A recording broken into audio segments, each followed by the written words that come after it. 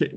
Hello, everyone. My name is Leonard, and welcome to our last lecture for today. Our guest lecturer today is Christopher Painter, who will give an introduction into ransomware. Before we move on to the lecture, just something briefly about the organization. So we will have 50 minutes of lecture time and then around 10 minutes of Q&A sessions. You can write your Q&A or your questions into the top of the Q&A panel, and then I will present your questions to Christopher. Christopher Painter is a globally recognized leader and expert on cybersecurity, cyber diplomacy, and combating cybercrime. He has been a prosecutor of high-profile cybersecurity cases as a senior official for the FBI and the National Security Council. Christopher has also been instrumental in negotiating a landmark agreement regarding the theft of intellectual property with China, and in his most recent role was the US top cyber diplomat. With that being said, Christopher, the floor is yours. I will briefly share those slides. Well, first of all, it's great to be with all of you today. I've done this for many years in the past, and it's always a really good audience and a good group. As was said, I've been doing cyber stuff now for almost 30 years, so a long time before there was a World Wide Web, but not before there was an internet, and have been involved in these issues in a variety of capacities. And since leaving government, I've been involved as I'm a founding partner of something called the Cyber Policy Group, but I'm involved in various consulting groups. I've taught, done a number of other things. But one of the things I've done, what I want to talk to you about today, is I am a co-chair of something called the Ransomware Task Force. And I want to talk about the issue of ransomware, which is a larger threat issue that we're seeing in the context of this Ransomware Task Force, because there's been a lot of activity around ransomware in the last few years. I will say first that ransomware, just a few years ago, people weren't paying attention to it. It was there, it was happening, but it wasn't a real national level priority in the US and not around the world. And I should say one of the other things I did, particularly when I was at the State Department, was that I led our US-India dialogue on cyber issues, which involved a whole bunch of different issues, a multi-agency group, and I very much valued my time going to India and working with the Indian government on those issues. But ransomware, if you look at the various range of threats, and I'm sure you're hearing about all the threats in cyberspace, from nation-state activity to criminal groups to lone gunman hackers to a number of others that are out there. Ransomware is an interesting thing because it's a blend, largely criminal, but also involving nation states, and is one that I think has assumed much greater importance in the last few years. When we started this Ransomware Task Force a few years ago, as I said, people really weren't paying much attention to it, unfortunately.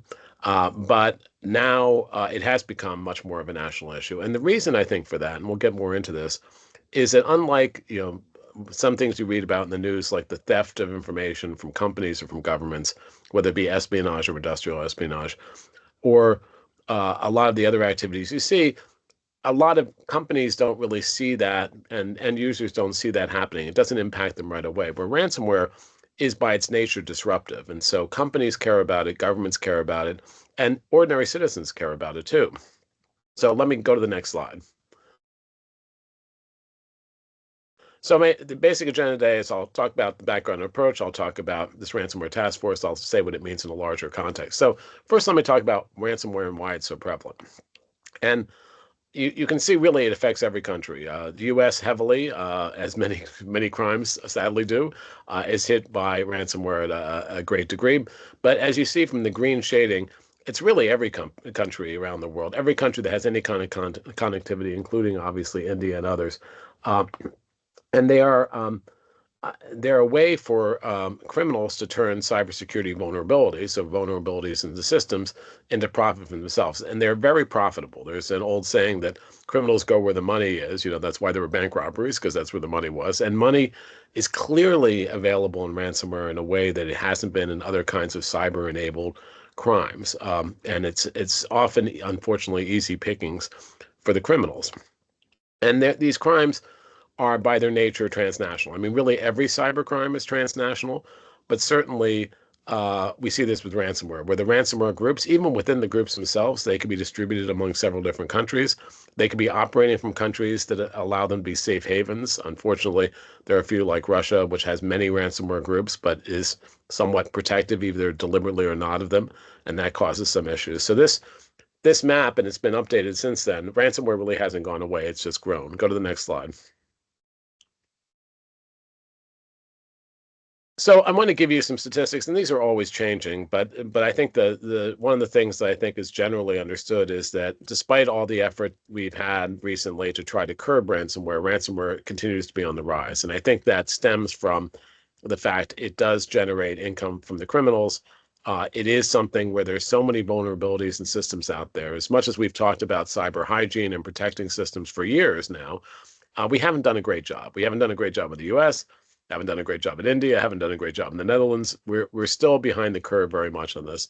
And those vulnerabilities is what's attacked by these criminals to actually exploit the systems and do ransomware. So just to give you a sense of the problem, and this is back in 2024, it was estimated that there was $1 billion US dollars that was extorted from victims in cryptocurrency. And the way the ransomware works is that if I'm a ransomware actor, a bad guy, or a group, and there's often a group, I will go in and I'll attack, say, a hospital or a school or a government or a local police department. And what I will do, and essentially the way ransomware works, is I will lock up that system. I will use a vulnerability to get into ransomware, get into the system. I will then essentially take control of the system. I'll encrypt all of your data. And when I encrypt all of your data, it's inaccessible to you. And I'll send you a message saying, if you want to have your data decrypted, if you want to use your system, you need to pay me. And the preferred method of the ransomware criminals to be paid is through cryptocurrency because it's hard to trace. And so that's the usual path that's used. So as you see in the slide, 1 billion 2024, over almost 1,200 attacks on critical infrastructure. When I say critical infrastructure, those are things like, water and power, financial systems. Critical infrastructure is what's critical to survive in countries. They may define it differently, but that's really important. And so that doesn't even include things that are on small businesses and corporations, which may not be critical infrastructure, but they're also getting hit all the time. I said that the criminals exploit vulnerabilities in systems. Usually they're vulnerabilities that are there that haven't been patched, haven't been fixed by the system operators, and that's too prevalent. Occasionally, though, they've attacked what are called zero-day vulnerabilities. These are vulnerabilities that are unknown, very sophisticated. Usually nation states do this, but some of these criminal groups have done it too. And it includes lots of attacks against the financial sector. But as I said, it could be critical infrastructure, it could be hospitals, schools, local police, local government, small businesses, and large corporations. And there's two elements to this. The ransomware is not just encrypting data and extorting money from the victims. The new element, the one that's really been on the rise, it's always been there, but it's on the rise even more than the encryption part, is the threat to release your information to just publicly or to third parties or to competitors. So if I'm a ransomware actor and I break into your system, I encrypt your data, I send you an extortion email, and I say, I'll give you the decryption keys if you pay me, and I won't if I'm not. And you can imagine a hospital, they're in a bind because if their system is encrypted and they don't have access to their records, they need that. They need it in real time, or an airport. So they're under a real pressure. But I'll also say, I'm going to release your information on the web. I'm going to release all your customer information. I'm going to release your proprietary information. I'm going to release your personal information. So there's two elements of distortion that are happening here, and that makes it even worse. And as I said, this is one that causes businesses and governments to sit up and take notice, because when you have massive theft of intellectual property, you may not see that realized for a year or two. When you have your business disrupted so you can't operate, you see that right away. And even CEOs of companies who don't know anything about cyber, and there are plenty of them still out there, they know when their business gets disrupted. Go to the next slide. So I gave you the statistics, but just how big a deal is this? And I think one of the things that we know is that despite the fact that we have lots of examples in the paper every day about these ransomware attacks, it's still critically underreported. A lot of victims never report it to law enforcement, don't report it to government. They simply will pay the ransom and hope that they're fine. And I should say paying the ransom doesn't necessarily help you, because you may not get the encryption keys. You may not prevent them from doing it. You may then be a target of another ransomware group because they say, well, these guys will pay, I'll come after you. So that we don't know the full scope of the problem because of that. And that causes some problems. Now, there are a number of changes in the last couple of years which have strengthened the need to report incidents. And they're still, kind of iffy. So in the European Union, the Network Information Security Directive 2, it's called the NIS2, has reporting requirements for certain entities when they're hit by ransomware. The United States has reporting requirements if it's critical infrastructure. Some CSIRTs around the world, I'm not sure what India is doing on this precisely. India obviously has a big national CERT that they are requiring reporting. Some government data protection authorities are requiring reporting, but still reporting is somewhat spotty. Go to the next slide.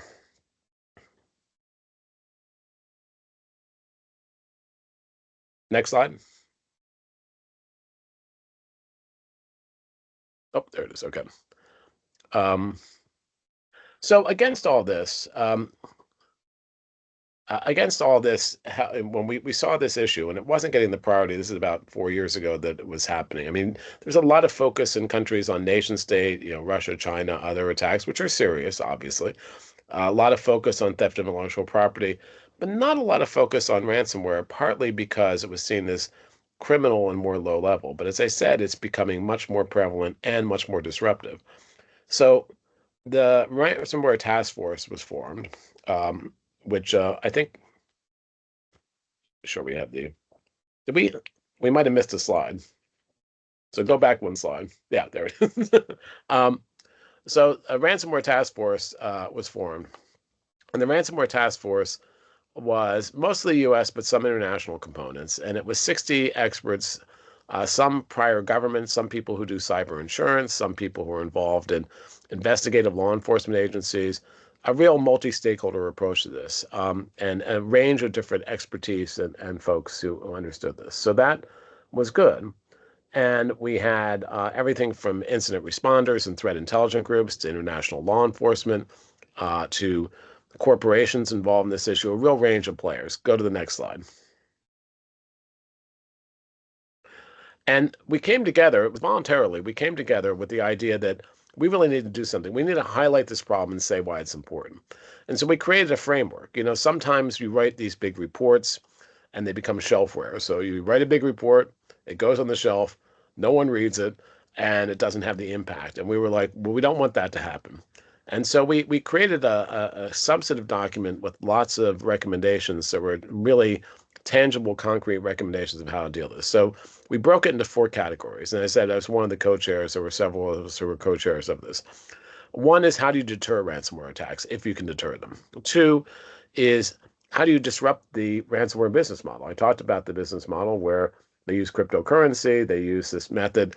I'll say another thing the ransomware groups do as a tactic and procedure is, you don't need to be that sophisticated to be a bad ransomware actor or to be an evil ransomware actor, because there are things called ransomware for service, where the people who know what they're doing will offer their services to other criminals to do the ransomware kind of front end to attack companies and individuals and governments. And so, it's a big prevalent problem, and it's not just about the very sophisticated cyber actors. But how do we disrupt that? And then how do we help organizations and people prepare for this? How do we make sure that they are hardening their targets or doing the things that they need to do? That, in fact, maybe they don't need to pay the ransomware. Maybe there are other alternatives out there for them. And then finally, how do you respond to ransomware attacks more effectively?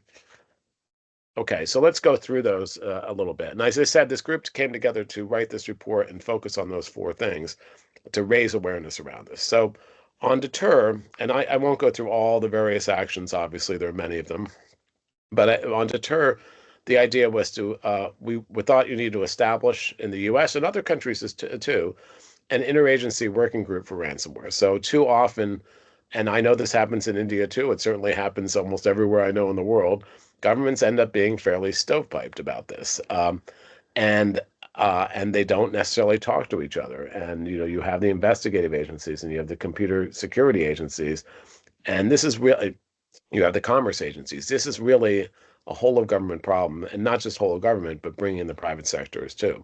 So that was one thing we emphasized. Another was to make ransomware attacks an investigation and prosecution priority. So as I said, there were lots of issues in cyberspace. There still are. And now with AI, there are even more.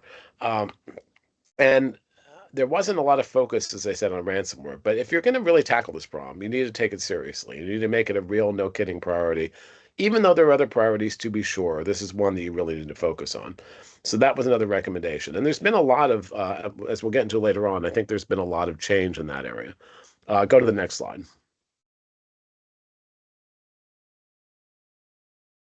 So this basket of issues was disrupting the ransomware business model. So how can we do that? So I talked about cryptocurrency being used by the bad guys. So you're not going to ban the use of cryptocurrency. Cryptocurrency is too valuable to be used for all kinds of other things. So even though cryptocurrency is a vehicle, it's still too important to say we're not going to have cryptocurrency anymore. So how do you get around that? So one thing you do is you incentivize the voluntary information sharing between these cryptocurrency entities. And I will tell you that, and law enforcement, I will tell you most of these cryptocurrency entities are not interested in their services being used by criminals. They want to be legitimate. And there may be a couple outliers and wallets and things that are shady, but the big players really want to be squeaky clean. They want to be, they want to be what PayPal now is. They want to be the service that people trust. And so increasing that communication, which often is pretty spotty around the world, was one of the things we thought was important. And then also increasing the sharing of ransomware intelligence, both to and from government. And so then you have a better idea of what the ransomware issue, who the bad players are, what their TTPs are. And you can also look at things like, well, how do we go after the ransomware, the cryptocurrency trail? Well, you can encourage governments to have better know your customer rules. I mean, the same things you apply to normal financial issues, make sure it's applying to ransomware. You can make sure that you have law enforcement actions to try to go after some of these bad cryptocurrency wallets. And there's been a number of those activities in the US, for instance, which have done that. Let's go to the next slide.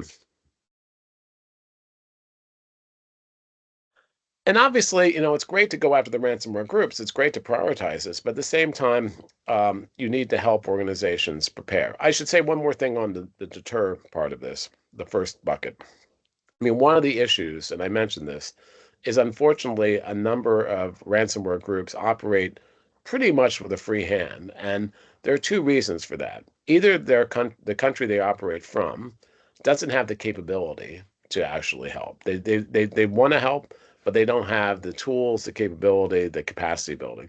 And the other is countries who either don't care or actively protect their ransomware groups. So, and there's even shades of that. So on the one hand, it could be the country just turns a blind eye, doesn't care. As long as it's not attacking them and is attacking people outside their country, and I think Russia fits in this category, they don't care. Second is the country actually uses these ransomware groups as proxies, for their own government policy. North Korea, others, I think, look at cybercrime as a money-making activity, and they actually direct the activity. And the third that often happens is this corruption. The ransomware groups pay off officials, and we see that happening too. On that side of the fence, how do you get those countries to cooperate? Not that easy, but putting pressure on them is really important. On the side of the fence of the countries who don't have the capability, you want to be able to help them by giving them capacity building and training and work collectively with them. And so that's one of the things that we were trying to do in turn. Now, this is the protective part. How do you help organizations prepare? So the problem is if I'm a group, let's say I'm a company, let's say I'm a small, not a big company, but even a big company, and I get hit by a ransomware action. I don't know what to do. I don't know where to turn. I don't have a game plan for this. I don't have an incident response plan for this. And one of the things we've said for cyber crime and cybersecurity writ large is it's really important to have that blueprint, to have that game plan as you're dealing with this. So having a blueprint for ransomware defense, and this is something that this ransomware task force has worked hard on, creating a blueprint, disseminating a blueprint, where they have a framework that they know, okay, how do I mitigate this? Yeah, how do I respond to this? How to prevent this? One way to prevent, at least to help prevent it, is if you back up your data all the time. Then if the criminals come and freeze your data, you can still operate. Now that doesn't help with the extortion part if they want to release it, but at least helps with the big business continuity part. Um, Running nationwide awareness campaigns and tabletop exercises. I will say that this ransomware task force was started in the U.S. with some foreign partners. Now there are ransomware task force in many different countries. Brazil is looking at one now. Several other countries are looking at this. This is something that's become really important. But nationwide campaigns and awareness, not just getting a priority at the high level, but having that. I will say that we've seen real progress on that too. And when we get to the progress, I'll talk more about that. Let's go to the fourth slide. And then how do you respond?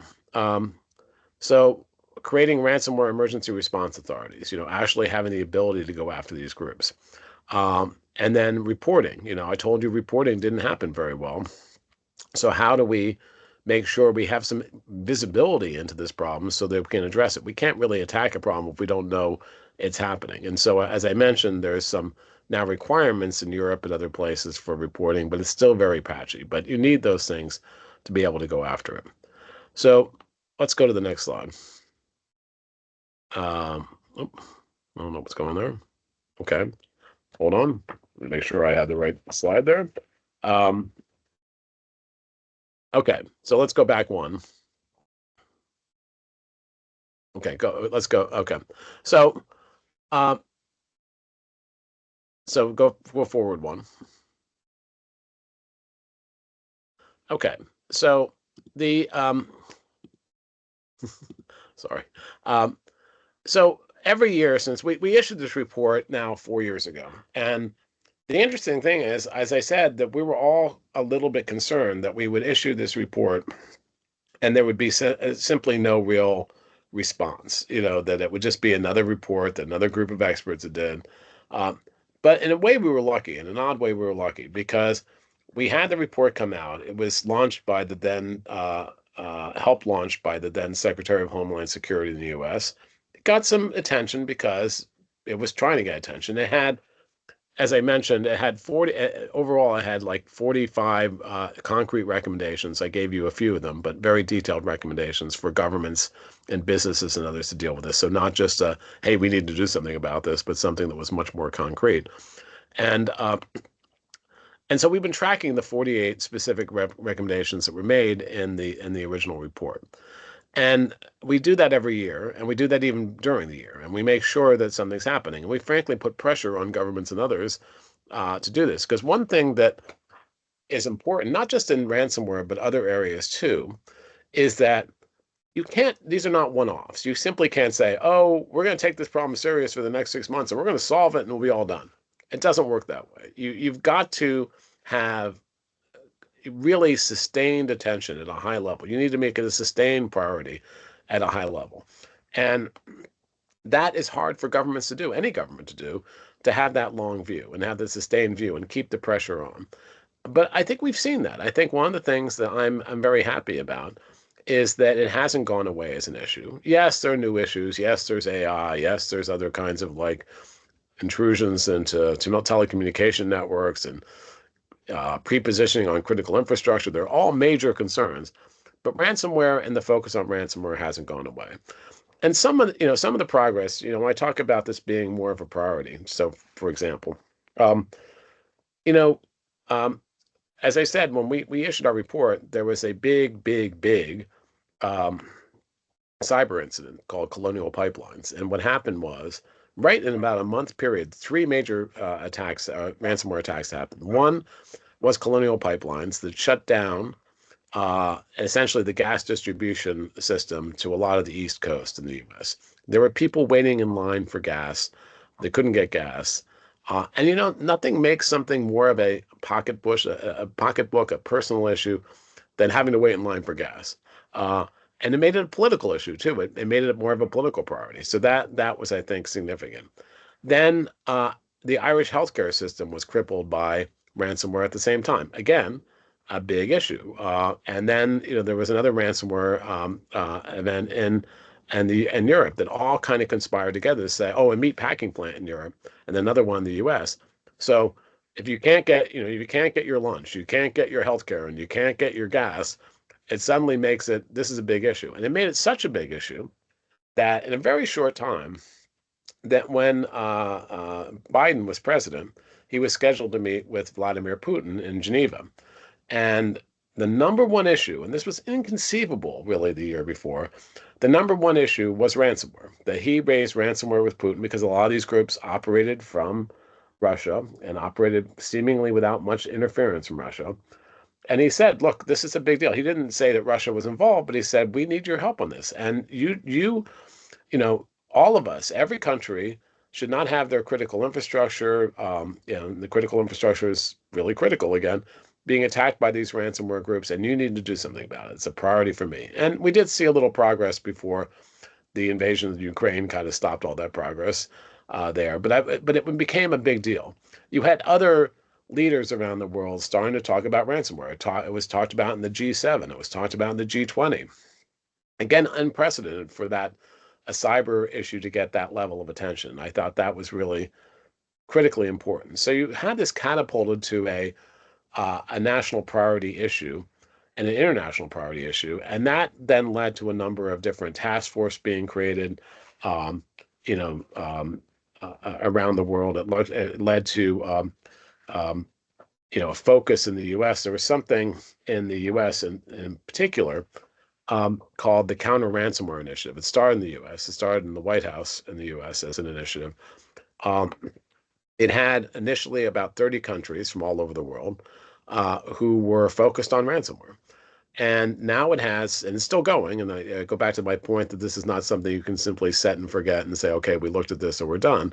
It now has a total of 61 countries. Some other members, Interpol is a member, the Global Forum on Cyber Expertise, a group I used to run that's based in The Hague, that does cyber capacity building around the world. India is a member of that as well. They're a member of it, and the Council of Europe is a member of it, and they're adding more. But India is a member of it, many countries from around the world, and they have different work streams, including disruption. So they took a lot of the recommendations that the ransomware task force made and they kind of internalized them, including how they disrupt, how they go after these things. Different countries chair different groups. Australia chairs a group on disruption. Singapore and the UK co-chair a group on some of the policy issues. It's been very, very successful in galvanizing international attention. It's meeting in Singapore alongside Singapore Cyber Week in 2 weeks.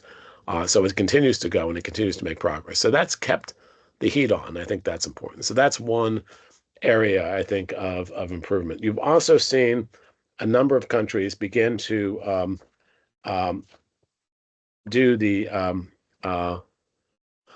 begin to focus on how you disrupt these groups. So there's been a number of law enforcement actions that have targeted ransomware groups. There's been some things that the U.S. has done where they've been able to target ransomware groups and even get some of the payments back through going after cryptocurrency. And that's been really interesting how that's been done. There have been sanctions, international sanctions put on a number of the ransomware groups to try to disrupt them. There's even been some countries who have looked at using cyber offensive capabilities. So this is the militaries using what they might use if they were at war with another nation state, or as we see in the Ukraine, countries using cyber offensive activities to disrupt critical infrastructure in wartime. We've seen some of those tools used to try to disrupt ransomware groups in places where they can't be reached, where they're essentially in safe havens. So we've seen that. There's been a lot more awareness raising about ransomware. That's really important, and that's really good.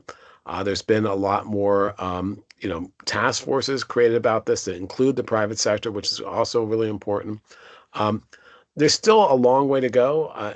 We've tracked 92% have seen some progress, with 24 of our recommendations having significant progress. That's great. That's not enough, and if you're going to make a real dent in this, you have to have much more, I think, international focus on how do you disrupt these groups? How do you make their lives more difficult? How do you keep them from getting money? Because that's why they operate. and how do you help the victims? We haven't been particularly great at helping the victims. We've given them plays, we've given them ways to respond, but we really haven't said how we can help them protect themselves. And that's throughout cybersecurity, not just in this area. So let me go to the next slide. I'll talk about some of the other products that are out there, and I'll go back more to some of the progress. So the Ransomware Task Force, which is the sort of civil society, former government, industry one. The CRI, the Counter Ransomware Initiative, is the government-only one with some other players, although they do have a private sector component they just started. So we have continued to work with the CRI, but work with other governments to do a number of things. So we've done a cyber incident reporting framework. So how do you actually report these incidents? That's really important. We've done a blueprint for ransomware defense. I talked about how do you defend, how do you help victims. So this is a blueprint that could be used by really any victim around the world to really help do it. And we've done a mapping of the ransomware payment system, the cryptocurrency system, a very complex mapping that shows how all these things interrelate and help law enforcement, also help others figure out how to do this. Go to the next slide. And including, and this is not just for the U.S. We've done these, as I said, for other countries, for Spanish-speaking countries, for Portuguese in Brazil. We've worked with other countries around the world to help them set up their programs around this. Go to the next slide. So I not mentioned so I talked about the mapping, the ransomware ecosystem. So this, I don't expect you to read or memorize this, but this is an example of how the ransomware ecosystem works, who the providers are, who the actors are, who the payment and payment pass-through parts are. It's very complex, but it's important to understand what that payment system looks like if you're going to make real progress in going after these groups. So all those things, I think, have been helpful to help stem the tide to somewhat of ransomware. And we have had an effect. You know, it's always hard to measure what your success is when your statistics keep showing that ransomware is going up. That is true. But part of the reason that ransomware is going up is we're better at reporting it, we're better at tracking it, we're better at finding it. That's good. But at the same time, we need to continue to make it down, as I said before. There are some continuing debates on how you tackle ransomware, and one of the key ones I want to talk to about for a couple minutes. Let's go to the next slide. Yeah. So a number of governments, including the US, have thought, okay, well, if the only reason these ransomware actors are doing this is to make money, how do we stop that? Well, we stop them from getting money. Well, how do we stop them from getting money? And one rationale, and I don't agree with this rationale, is a number of governments said, well, you know what we'll do? We'll make it illegal to pay the ransomware actors because it's essentially extortion, you know, so why should people pay it? So you should not, you know, we're going to ban you. We're going to make it criminal or maybe a civil fine if you pay the ransomware. So now let's see how this works. I'm a small hospital. I get hit by a ransomware attack. And the government has banned me from paying. Now, maybe I wasn't smart enough to do good backups and stuff before, but now people's lives are at risk. I have to get back up and running. I don't have a choice now. If I don't pay the ransomware, I can't get my system back and up and running. And this is really dangerous from a health and safety standpoint, because now the government has said it is illegal to pay them. So it really ends up, in some sense, victimizing the victims. Now, the proponents of it, though, say, well, look, you know, if we keep allowing people to make these payments and even kind of institutionalize it, then this ransomware ecosystem is going to continue to thrive. These criminals are going to continue to be able to make real inroads that way. So isn't there a way that we should just stop this? And what we've seen is a number of kind of mini bans. So in the US and some other countries, the government has said, look, if you're a government entity, you don't pay its ransomware. Now, there are exceptions built into that. If it's health and safety, there are a couple of exceptions. We haven't seen anything across the board for all potential victims. And what we as the Ransomware Task Force said to governments, including the US government, is, look, we understand what you're saying. We understand why you're thinking this is a solution. And maybe it's a partial solution. But for this to work, there's a lot more work you have to do in preparing the victims and helping them, and even maybe giving them funding to help protect their systems and be able to respond from a critical ransomware attack. One of the things that we've done in uh, a number of countries have done is start to help countries with law enforcement, help victims decrypt the information. So there's Europol has a whole initiative about stopping ransomware, which allows victims to talk to them, and there are a lot of the keys that are out there that might be useful in decrypting without paying the ransom. So there are potential alternatives here. So make sure they're aware of the alternatives. Make sure they're aware of what they can actually do, and that's really critically important. The other is if you're going to do a ransomware ban, a payment ban, you can't just do it right away because you victimize the victim. So you need to think about what's the glide path to get there. How do you actually get to this level where they're protected enough so we can ease into this? And so I think a lot of governments are now thinking, okay, well, we're not going to ban it right away. The UK government was thinking very strongly about banning it, but now it's okay, well, it's not going to work right away, so we got to figure out a glide path. And I think that's important. But that is one of the many challenges here. Um, Go to the next slide. So I list here a number of useful resources that you have access to. There's a lot of things out there now. There's a lot of stuff that the ransomware task force has created. There's a lot of things that have come out. A lot of articles now written about this. I said that one of the things that I'm happy about is we've transitioned from this being an issue that no one cares about to one that people care about a lot. And I think that's really important. So we've gotten that priority. It doesn't seem to be going away, but we need to continue to make a dent in this. And part of that is really galvanizing more governments. I'm glad that there are 61 governments in the Counter Ransomware Initiative, the official government one. The only problem with that initiative is 61 governments is a hell of a lot of governments. And some of those governments are not very prepared. And so you have to have a capacity building component of working with those governments to get them prepared. But that's good. And so there is one of the task forces in the Counter Ransomware Initiative is one on diplomacy and capacity building. I talked about one on disruption and other issues. So all of those are good. So you need to really focus your efforts on that, focus on the countries who don't have the resources, and then do things. And we talked about this for years. And can't you just find the top ransomware actors and really focus on disrupting those actors? And that will make a dent. And there's been some, as I mentioned, really good law enforcement activities where ransomware groups have been penetrated, taken down, undercover operations have been used globally. As I said, the problem still often stems um, with the countries that provide safe havens to these groups, so we can't reach them. But the more difficult you can make it for them, the better off I think we are generally on this problem. But it's not one that's going away. It's going to continue. It's part of the larger cybercrime and cybersecurity infrastructure. And one, I go back to the awareness issue. One of the things I participate in for many years now in discussions, two things. One is the negotiation of a new cybercrime treaty in the UN, which I was involved in that for the last several years, 3 years.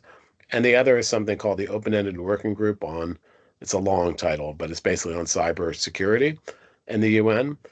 And that's more with nation state activity, international security. But even there, they recognize ransomware as a major threat because of this disruption activity. And in the cybercrime treaty, there are tools in that cybercrime treaty, which is now open for signature, will be open for signature in Vietnam in November. So a number of countries, they've already voted this out, but they have to now sign it for it to go into effect. Has a number of tools that I think help law enforcement investigate all kinds of cyber crimes, including ransomware. So that's good. But it's not just the tools. You need the resources. You need the ability to do it, and all those are critical. So my overall statement on this is one part of the larger threat environment. You'll talk about others. You'll talk about nation states. You'll talk about vulnerabilities that are just exploited, not by any particular actors. You'll talk about hacktivists. You'll talk about a whole range of actors.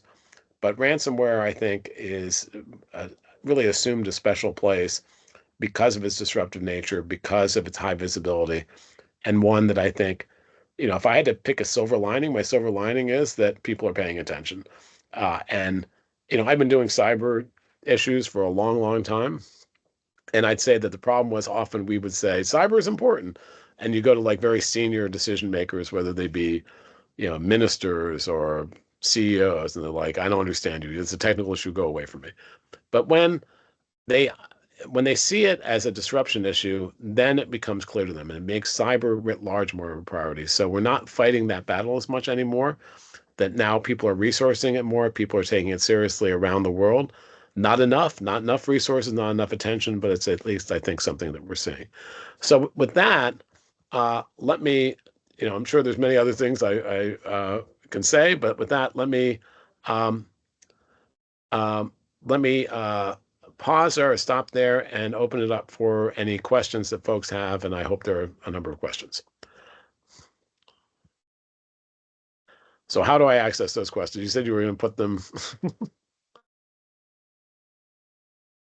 Exactly. I will briefly have a look at the Q&A here that we have. 1 second.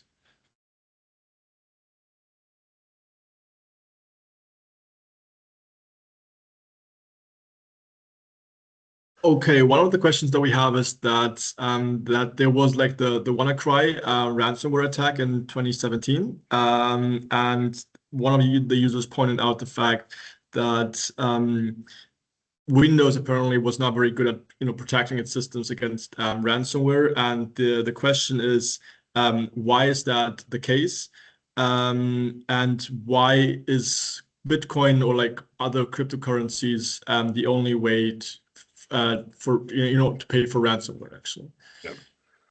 So on the first point, I mean, WannaCry, for people who don't know WannaCry, this is one of the several big incidents. It turned out to be traced to North Korea using it. It kind of got out of hand in that it did more than I think even they planned to do in shutting down systems, interrupting, having major effects on the national healthcare system in the UK and others. So it kind of got out of control. And as I said earlier, what ransomware actors do, the first point of entry is they discover a vulnerability. So if I'm trying to get into your system to say I'm going to do bad things on your system, whether it's for ransomware or other purposes, I look for systems with vulnerabilities. And there's two kinds of vulnerabilities. There's the 0 days I mentioned, which no one knows about, including Microsoft. They don't know about them until they get disclosed. And those happen. They're rare, but they happen. The reason they're kind of rare is there's so many vulnerabilities in systems, and it's not just the fault of the manufacturers of those systems. It's a fault of the people implementing the system. So even if Microsoft has issued a whole bunch of patches, unless the end user, the system operators, actually patch the systems and have them up to date, they have these vulnerabilities. It could be like 5 or 6 years old sometimes, and that happens routinely, unfortunately, still today. Maybe AI will help that. I don't know. I mean, that's one of the things people say AI will help with, and it will help the defenders and help the attackers, and I'll talk a little bit about that in a second. But Windows security has gotten better. Certainly, I think there are more patches out there, but it really depends on if they're implemented or not. And that's not the only way as a ransomware actor I can get in to look for those vulnerabilities, and there are lots of them out there. The other way is just social engineering. So I can get in your system. Look, I prosecuted lots of hackers in my time, including a famous hacker named Kevin Mitnick, and what he was famous for was social engineering, just being a good con man. So he would call you if you and say, oh, I'm the system operator of your company. Can you give me your credentials so I can log into your account and make sure that everything's okay? And people do it. Or he could say, I'm a user, and he'd call up the system operator and say, I need to get access to the system. Can you give me credentials? And he would do it. Then he'd use tools to exploit and get larger access. And that's typical of what hackers do. But there's also the, phishing emails, spear phishing emails, targeted phishing emails. Those have gotten much better. We're so far from the days of I'm a Nigerian prince and please send me $1 million, dollars. There were much more directive. We're ones that it's tailored to us. It's very believable. This is where AI, I think, is helping the attackers. AI formatting of phishing emails has, I think, been one place where we've seen AI really being used by the attackers. There's a lot of hype about the way it will be used in other ways, and we're beginning to see attackers using it for their actual vulnerability exploits and attacks. But what we've seen for a couple of years now is them crafting these phishing emails.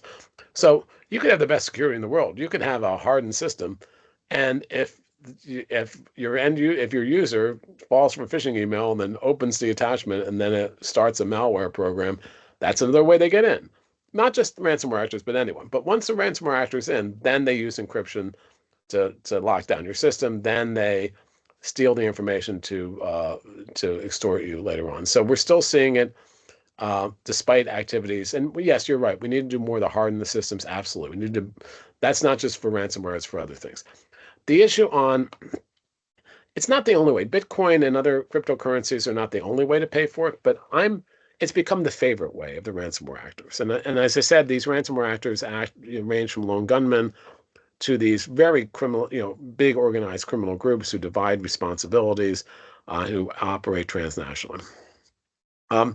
So the reason it's used, because it's not that easy. If you think about it, I don't know if you've ever tried to do something in Bitcoin. It's not that easy to use, or any of the cryptocurrencies. You have to have a wallet, you have to have an account, you have to pay the thing.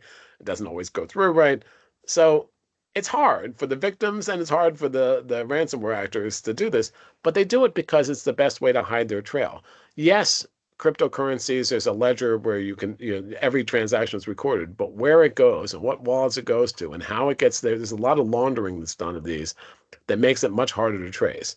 And that's why they do it. If they said, hey, Venmo me money, you'll be tracing it pretty easily. So you can't just write me a check. Not that good, right? So, and if your victim is in another country and it's all electronic anyway, you're not going to say, pay me in cash. So that's why it's become the favorite, even though it's kind of difficult, if that makes sense. Okay, thank you for that. I hope that was answered the question. I have another question from Dr. Sriram from DSCI, who's helping us to organize the school. I'll briefly unmute him so that he can pose his question. 1 second. Okay, Dr. Sriram, you should be able to ask your question now. Hello, Chris. Great presentation.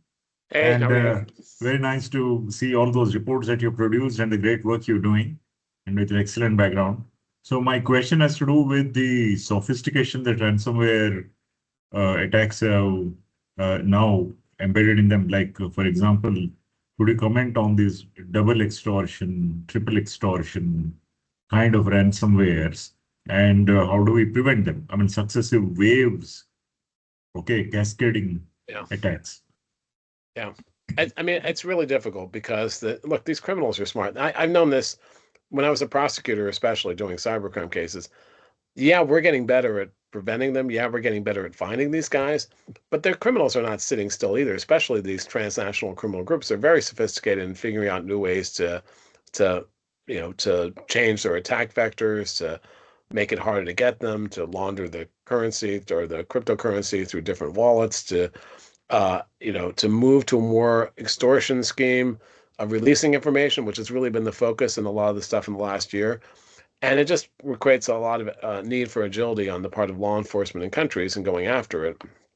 And frankly, for victims to be more aware, to do things like backing up their systems if they have very critical, sensitive information. One example is ransomware actors hit a local police force. I think it was actually DC. I think it was my hometown. And they threatened to release the investigative files of criminals that they were going after. Obviously really bad for a police force. But I think it's kind of a clarion call for a lot of these victims, particularly government victims who have sensitive information, or companies, to take much better precautions in protecting themselves and having much better access controls, encrypting key data so that even if it's taken, it's not usable. There's a number of things.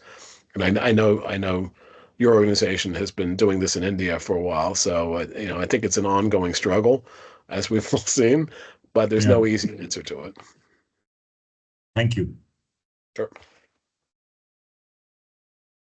Okay, I think another question is close to that, and the question is asked of whether national governments or parliamentary IT systems are often targeted, and also the question is asked if they are not often targeted, why is that? Or why would that be the case? Well, I think it's so yes and no. I mean, usually the favorite targets are small governments, critical infrastructure, and businesses. Sometimes national governments, to be sure, but there's a challenge. First of all, national governments have a lot more resources to respond to you. So, if you hit a national government, that's a big deal, and you're painting a target on your back. These guys don't want to pay a target on the back. They want to get paid. They want money. They even at one point said, "Oh, we're not going to go after hospitals anymore because creates too much heat on us." But they stopped doing. They still go after hospitals. So so they were trying to be good guys in a sense. But with the governments, usually what we see governments hit with is by other nation state activity. So theft of information, either espionage or commercial theft, which we've seen a lot of from China and others over the years, or potential disruption or worry, like prepositioning of malware.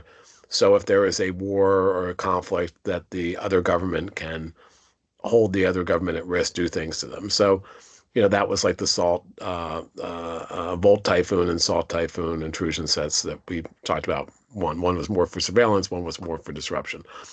They're generally not on a national level focus of ransomware attacks because, again, I want to get money. Do I get money quickly from a big government? No, it becomes a freaking bureaucratic process. and they probably will say no and find ways to go after me. So no, I'm not going to go after them. I'm not going to go after the sheriff. I'm going to go after, some smaller time, but still deep pockets. I'm going to look for people who have money and will pay it. And here's one of the other problems, and it's a challenge too, is there's all these cyber insurers, and I think they're great. I'm not against cyber insurance at all. Who underwrite, and some of them don't underwrite these policies anymore, but they will pay a certain amount of ransomware. And the ransomware actors have gotten very sophisticated so that they know what your limits are and your policy. So they say, okay, pay me $500,000 because they know that's how much your insurance will pay. And you're like, well, okay, I don't care. There are professional negotiating firms who negotiate with the ransomware actors between the victims. That's all a thing. And you can ask yourself, is that something we want to discourage? Government should discourage because that promotes more ransomware, or is it something that's necessary? And that's another policy debate that's out there. But I think they don't go after big governments because they just don't want the heat. And what are they going to get? Yes, I mean, it's harder for them to get the real secret stuff they might want to expose because nation states are already doing that. And it's harder to really do the kind of disruption they can do on a smaller scale. Okay, I think that makes sense actually. That's harder to target more secure networks. Another question is asking whether it is possible to basically track attackers before the victim paid after incurring the ransomware. Is that difficult? It's difficult, but I'd say that's one of the reasons that law enforcement is encouraging victims to report before they pay. In other words, that allows law enforcement in some cases, and there have been some successes, to actually get in the middle of it, to watch what the ransomware actors are doing, to maybe trace their activity and even trace the cryptocurrency if there's payments made to where it's going and maybe even getting it back. So yes, telling them after the fact, I think helps get a sense of the problem and you're still going to go after them. Telling before, when they get the demand, even though the ransomware actors, I mean, this is like any criminal, they're going to say, don't call the authorities, right? That's what they always say. But of course, what are they going to do? I think it's always a good idea, and it always becomes a challenge for companies because they want to act quickly to get the authorities involved because then they might actually help you. And I go back to, you may think that paying the ransomware actor is good because you get your data back. Maybe you get your data back. Sometimes the keys don't work, but maybe you get your data back. But they still got your data. So even if they say, oh, we won't release it now, they can come back 6 months later and say, oh, now we want more money. And even if they don't, if I'm another ransomware group and say, hey, those guys paid, let's go after those guys. So you're not really helping yourself by paying. You should really think twice about it. Okay, and speaking a bit more like to the countermeasures, one user is interested in knowing whether, firstly, AI-driven defenses are, or how much they add to the fight, basically. So how much do they help the defenders, and also how in turn these ransomware groups adapt to certain countermeasures, for example, behavior analysis tools that apparently are used to defend against them. So on the second point, they're depending on the group, right? So there's different levels of sophistication. And as I mentioned, the ransomware for service actors who are pretty sophisticated. And they might even change the name of their group and reorganize and do things like that and change their TTPs to evade that kind of detection. So the really good ones are pretty smart about that, but it varies. In terms of AI, as I said, AI in some ways is helping the attacker with better phishing emails, et cetera, and on the verge of actually crafting. So, for instance, if I'm an attacker, that we just started seeing this AI being used to scan systems to look for vulnerabilities, and then reporting the vulnerability, then you can go attack the vulnerability. So you don't have to do the manual look for it anymore. So that's helping the attackers. On the defender side, there's been a lot. I mean, I think the number one thing we've seen so far in AI that's been helpful to defenders is that they have, if I'm a system operator and I had this mass of alerts and data coming from all the sensors on my network and all the cybersecurity tools on my network, that it's so big that I can't even get through. What AI has been good is triaging that, and so it limits it to just a few significant ones, where then the system operators can concentrate on the real problems and the patching and other things. So we've seen that. But I think AI does have the promise of doing more. Agentic AI in particular, which is, has its own issues, its own concerns, because you have to actually protect agentic AI. You have to actually do things to make sure limit zone access, because if it's poisoned and there's ways to get the AI, they could be an attack vector too. But there's a lot of, I think, promise in AI, and it's not just all hype. I mean, every company I think is talking about AI and how every computer security company. And I've actually seen one of the things I do in my post-government career is I do some advisory work for some companies, including a big cybersecurity company, Palo Alto Networks, but also other companies, and they really are developing, I think, good tools to help defenders. Now, it's going to be a cat and mouse game. This has been true in every technology since the beginning of mankind. That the attackers are going to advance, the defenders are going to advance, but I'm hopeful that some of these advances in AI for the defense will make us more resilient, and that's what we'll see. We'll see. We're still in the early stages.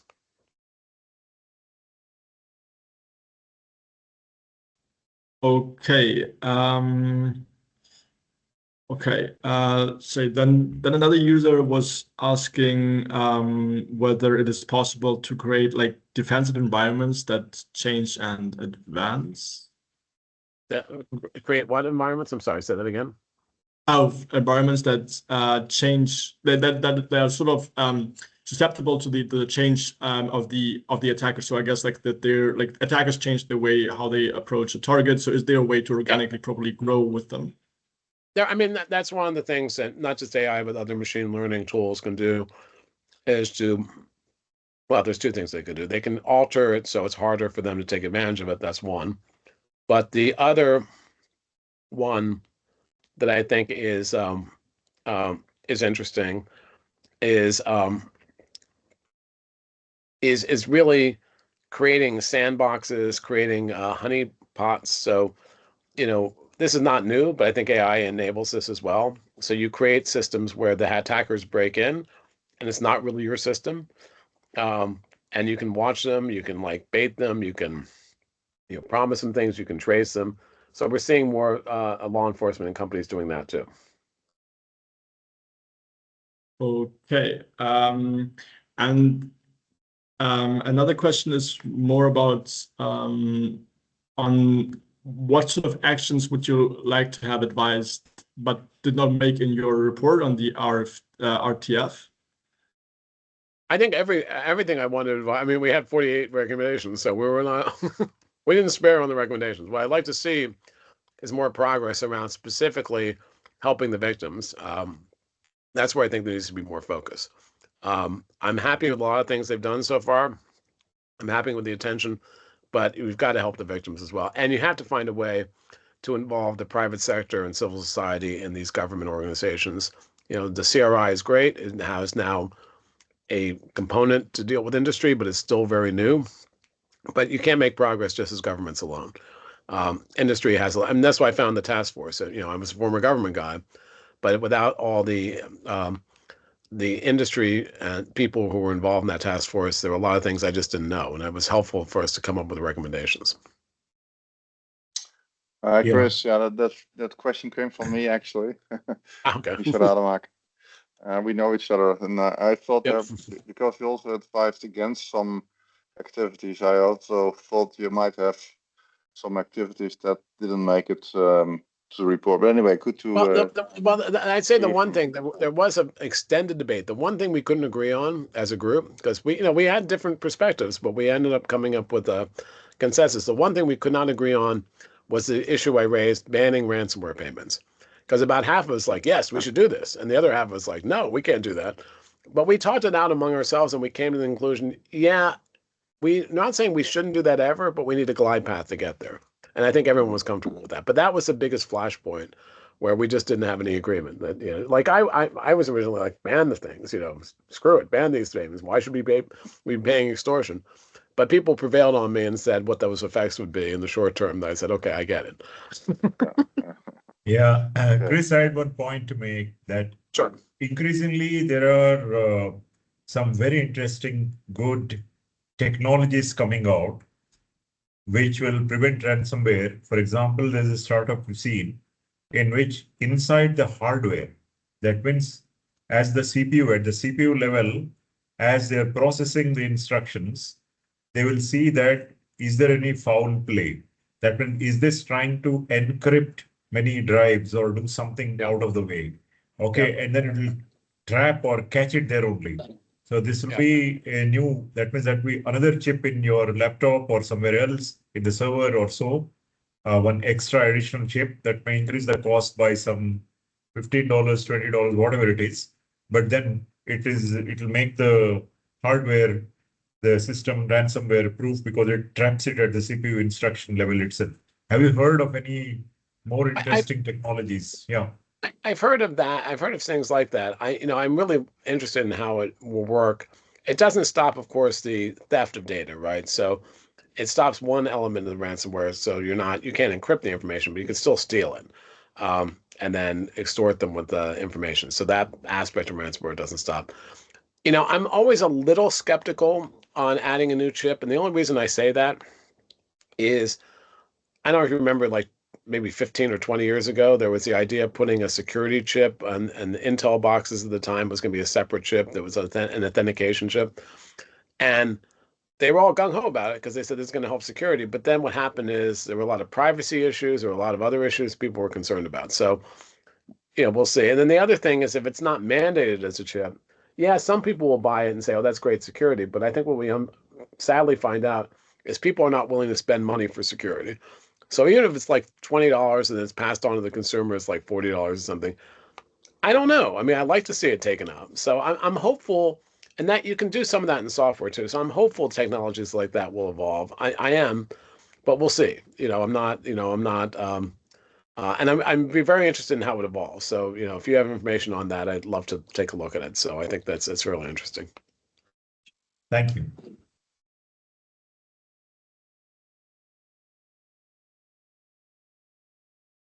Okay, I'm having a brief. I don't know how much time you also still have after. I have about 2 more minutes before I have to run to another meeting. Okay, fair. Then I'm making a brief look at whether we have some more questions in the Q&A. I see a hand up, so I don't know about that person, but that's. I'm having a look here. No, it's down. Okay. Hand down.